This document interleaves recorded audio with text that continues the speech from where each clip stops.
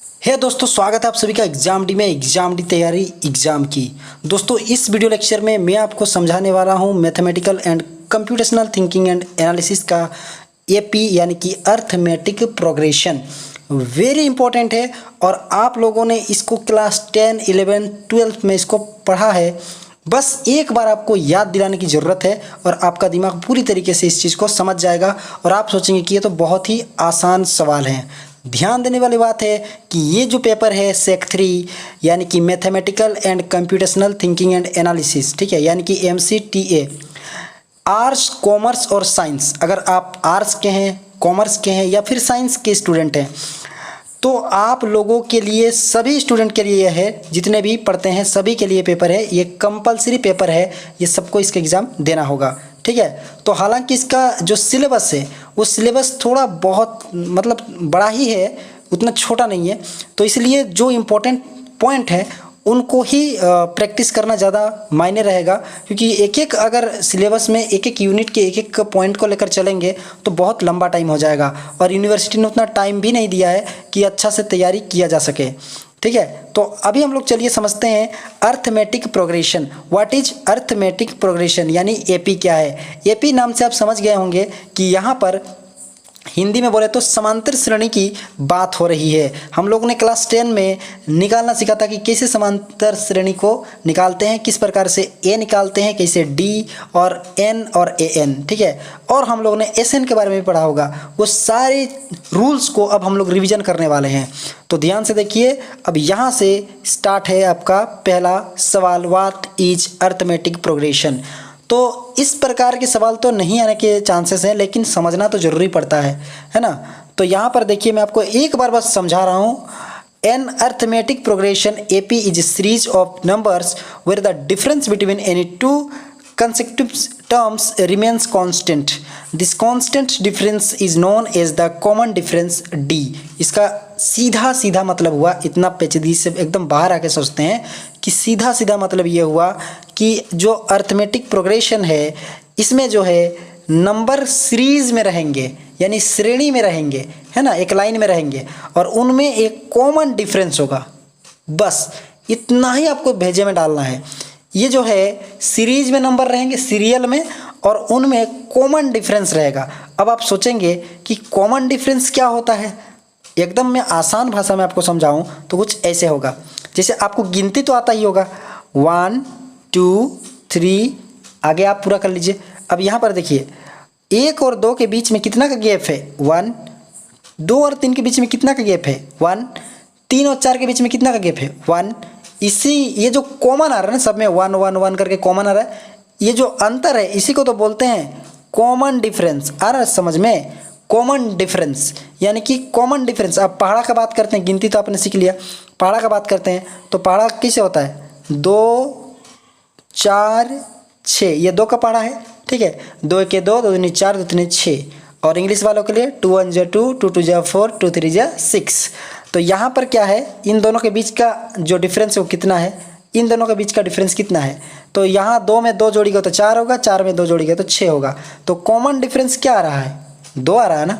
तो इसी को बोलते हैं कॉमन डिफरेंस, यानी जो नंबर सीरीज में होंगे उनमें 2 चीज़ें आपको खुद ही पता चल जाएंगी, वो क्या क्या है। यहाँ पर आप एग्जाम्पल में देख सकते हैं कि सीरीज है 2 5 8 11 14। अगर आप ध्यान से देखेंगे तो 2 में कितना जोड़ेंगे तो 5 होगा, 3। 5 में कितना जोड़ेंगे तो 8 होगा, 3। 8 में कितना जोड़ेंगे तो 11 होगा, 3। 11 में कितना जोड़ेंगे तो 14 होगा, 3। इसी को तो बोलते हैं कॉमन डिफरेंस। आप नीचे में आप देख सकते हैं कॉमन डिफरेंस D करके लिखा हुआ है। 5 घटाओ 2 8 घटाओ 5 11 घटाओ 8 बराबर सबका 3 आने वाला है। तो इसी को बोलते हैं कॉमन डिफरेंस। चलिए इन शब्दों को और थोड़ा समझते हैं, क्योंकि इसी शब्द में आपके सारे रूल्स और रेगुलेशंस छिपे हुए हैं जिससे कि आप समझ सकते हैं।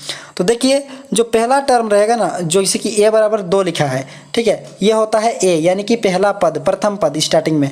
जैसे हम लोग ने देखा ना, 2 है, 5 है, 8 है, तो पहला पद क्या है, 2 है ना, तो इसी को बोलते हैं a, फर्स्ट टर्म। और जो अंतर हुआ ना दोनों के बीच में 3, इसी को बोलते हैं D, यानी कि जो कॉमन डिफरेंस है, ये देखिए D, ठीक है। और यहाँ पर ए एन का फॉर्मूला एक बनाते हैं nth टर्म के लिए। तो ये आपका फॉर्मूला है जो कि पीला कलर में हाईलाइट किया गया है।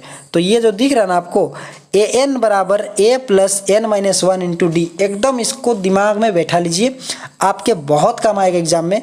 जहाँ से एन पूछ दिया है ना, क्या क्या पूछा है, ए पूछ दिया, एन पूछ दिया, या डी पूछ दिया, या ए एन ही पूछ दिया, तो आप तभी इसको बना सकते हैं जब आपको ये फॉर्मूला पता होगा। तो एक बार आप फिर से इसको लिख लीजिए, ए एन बराबर A plus N minus one into D. अब एक एग्जाम्पल के थ्रू इसको समझते हैं। देखिए एग्जाम्पल कैसा है, इस टाइप के क्वेश्चन आ सकता है। देखिए कैसे क्वेश्चन है, finding the 10th term of the AP 258, यानी कि 258 में से जो 10वां पद है उसको ज्ञात कीजिए। तो इस प्रकार का क्वेश्चन आएगा तो आप कैसे बनाएंगे। सबसे पहले आप देखेंगे पहला पद कितना है, पहला पद कितना है, 2 है, और कॉमन डिफरेंस क्या है, दोनों में अंतर कितना है, 5 से 2 घटाएंगे तो 3, और टोटल नंबर कितने हैं, n बोला है 10। तो अब हम लोग यूजिंग द फॉर्मूला को यूज करेंगे और लिखेंगे ए एन बराबर A plus N minus one into D, और ए की जगह पर 2 लिख देंगे क्योंकि ए बराबर 2 था, और डी की जगह पर 3 लिख देंगे क्योंकि डी बराबर 3 था, और एन की जगह पर 10 लिख देंगे। अब हम लोग क्या करेंगे, सबसे पहले ब्रैकेट का काम करेंगे, और ब्रैकेट में जो 10 घटाओ 1 है ना, इसको हम लोग घटाएंगे। तो 10 से 1 घटाएंगे तो कितना होगा, 9, और बाहर में 3 सटा है, ऐसे करके 3 सटा है ना, ठीक है, तो 3 9 27 हो गया, ठीक है, 27 हुआ ना। तो यहाँ पर देखिए 27 लिखा है, आप समझ गए होंगे 27 कैसे आया, और 2 को उसको जोड़ देंगे तो 29 होगा। एक चीज़ मैं आपको समझा रहा हूँ, ठीक है, ये चीज़ आपको बहुत ही अच्छे से याद रखना है, ये आपके लिए एक नया ट्रिक हो सकता है। अगर कोई चीज़ सटा हो, जैसे हम लोग लिखते हैं ना इसे 2 ब्रैकेट 9, ये जो सटा है, या फिर लिखते हैं 2x, इसको हमेशा याद रखना कि इनके बीच का जो संबंध है वो है गुना का संबंध, ठीक है। और अगर कोई भी चीज़ बटा में है, जैसे कि 9 लिख सकते हैं ना, 9 और बटा में 2, ठीक है, और या फिर x बटा 2, इस प्रकार का चीज़ को हम लोग बोलते हैं कि भाग है, भाग में है, ठीक है। तो एक चीज़ याद रखिए, सटा है तो गुना और बटा है तो भाग, सटा तो गुना बटा तो भाग, याद रखिए ना, सटा तो गुना और बटा तो भाग। एकदम ज़बरदस्त ट्रिक है, आप कोई भी मैथ को इससे समझ सकते हैं। जैसे कि मैं आपको यहाँ पर बता रहा हूँ, ये जो डी है वो ऐसे है n माइनस 1, और ऐसे करके बाहर में डी सटा हुआ है। तो सटा तो क्या होता है, गुना, है ना, सटा तो क्या बोलिए, सटा तो गुना, बटा तो भाग, सटा तो गुना, बटा तो भाग, याद हो गया। अब चलिए आगे बढ़ते हैं। यहाँ पर देखिए सम ऑफ द n टर्म्स। अब हम लोग को क्या करना है, एक नया फॉर्मूला में जाना है जहाँ पर जोड़ना पड़ता है, और इसका क्वेश्चन थोड़ा सा अलग आएगा। ये देखिए फॉर्मूला n बटा 2, ये जो n बटा 2 है ना, n ऐसे बटा में 2, इसको कभी कभी ऐसे भी लिखते हैं n बटा 2, ठीक है। तो बटा तो क्या होगा, बटा तो भाग, और सटा तो गुना। ये देखिए 2 और a क्या है, सटा है ना, 2 और a क्या है, सटा है ना, तो ये क्या होगा, दोनों के बीच क्या संबंध है, गुना का, ठीक है। तो सटा तो गुना, बटा तो भाग, तो फॉर्मूला पूरा क्या हो गया, n/2 into 2a plus n minus 1 into D. अब एक फार्मूला एग्जाम्पल के माध्यम से इसको समझते हैं। वही क्वेश्चन है सेम टू सेम कि 10वां पद ज्ञात करना है एपी में, जहां 2 5 8 है। तो फॉर्मूला डाल दिए, यहाँ पर हम लोगों ने n 10वां बोला है तो n की जगह पे 10 लिख दिए, a की जगह पे 2 लिख दिए, और इस 10 घटाओ 1 और 3 लिखे। तो 2 को 10 से भाग देंगे, ठीक है, मतलब सॉरी 2 से 10 को भाग देंगे तो कितना आएगा, 2 5 6 10, तो यहाँ पर कितना आ गया 5। उसी प्रकार 2 और 2 को गुना करेंगे तो आया 4, और बाकी ये वाला तो आप समझ गए, 10 से 1 घटाएंगे 9 होगा, और 9 और 3 गुना करेंगे तो कितना होगा 27। अब आगे देखते हैं, 27 और 4 को जोड़ के हम लोग गुना कर देंगे 5 से, ठीक है, तो आ जाएगा 155। तो ये आप लोगों ने समझ लिया SN कैसे करके निकालते हैं, ठीक है। तो आपको 2 फॉर्मूले याद रखने हैं, ये n का जो फॉर्मूला है और SN का जो फॉर्मूला है। एक फार्मूला होता है आपका n निकालने के लिए, और एक फार्मूला होता है आपका योग निकालने के लिए। SN का फार्मूला जो है योग निकालने के लिए होता है। अब कुछ मैं आपको एक्सरसाइज दे रहा हूँ जो कि आप घर में खुद से प्रैक्टिस कीजिएगा, और कमेंट में अपने जो अनुभव है उसको शेयर कीजिएगा कि आप कितना सके बनाने, कितना नहीं सके, ठीक है।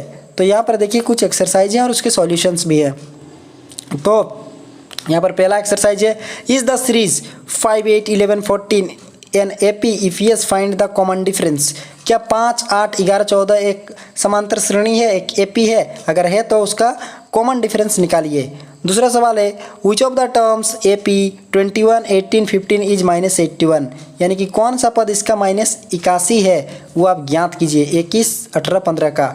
उसके बाद find the sum of the first 22 term of the AP 83 -2, और एक है the sum of the first n terms ANAP terms of ANAP is 4n - n square, find the nth term. तो इसका जो 3 और 4 है ये SN का फॉर्मूला से आप बनाने का कोशिश कीजिए, और एक और जो 2 है वो AN का फॉर्मूला से बनाने का कोशिश कीजिए। ठीक है, मैं आपको आंसर भी दिखा दे रहा हूँ, ये आपके आंसर्स हैं, यानी कि जब आप बनाएंगे तो पहला का आंसर आएगा ये वाला, दूसरा का ये वाला, तीसरा का ये वाला, चौथा का ये वाला, यानी कि ये सब आपके आंसर्स में आएंगे। अगर इससे आंसर्स आ रहे हैं तो आप सही बना रहे हैं। ठीक है, थोड़ा ट्राई कीजिएगा, और जो भी आप इसमें जो भी आपका डाउट होगा, कन्फ्यूजन होगा, उसको आप कमेंट बॉक्स में लिखिएगा ताकि मैं उसको आपको नेक्स्ट वीडियो में बता सकूं।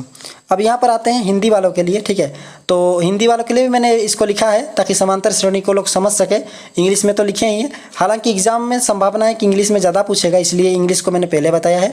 अगर आप हिंदी वाले हैं तो आप इसको ध्यान से देख लीजिए, वही चीज़ है, कुछ अंतर नहीं है, सारी चीज़ों को सेम टू सेम लिखा गया है।